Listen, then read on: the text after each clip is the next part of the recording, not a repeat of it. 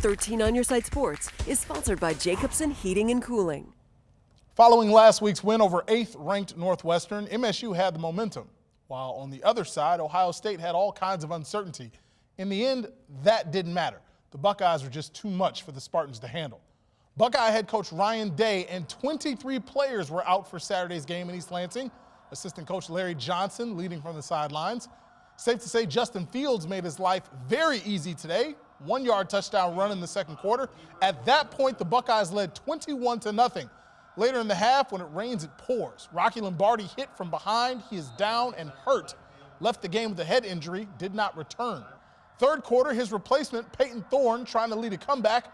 The redshirt freshman gets a good block, and off he goes. 20-yard touchdown run. So at that point, MSU was down 35-7.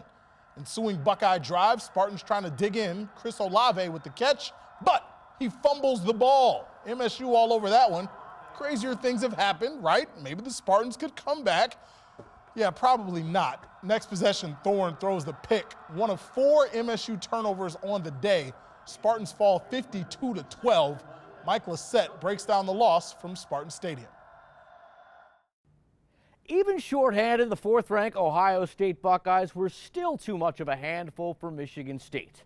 Partly due to injuries and mostly due to COVID, the Buckeyes were down 23 players. But they still had Justin Fields, and he was more than enough.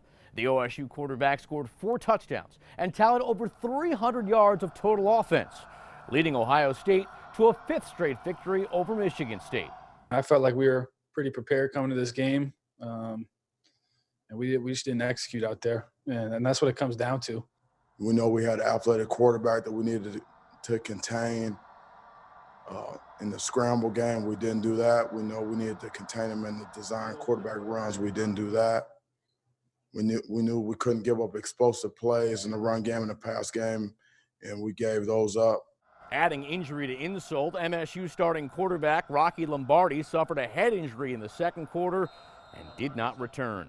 Rocky's banged up. I don't know what the extent is. I'll find out here in a little bit. And, we'll see how he is, and I know he'll be ready when he's ready.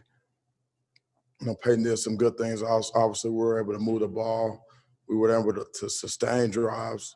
And even though that was a good team, when I turn on the film, I'm going to be sick. Typically, after losses, coaches give themselves and their team a 24-hour rule to get over the game.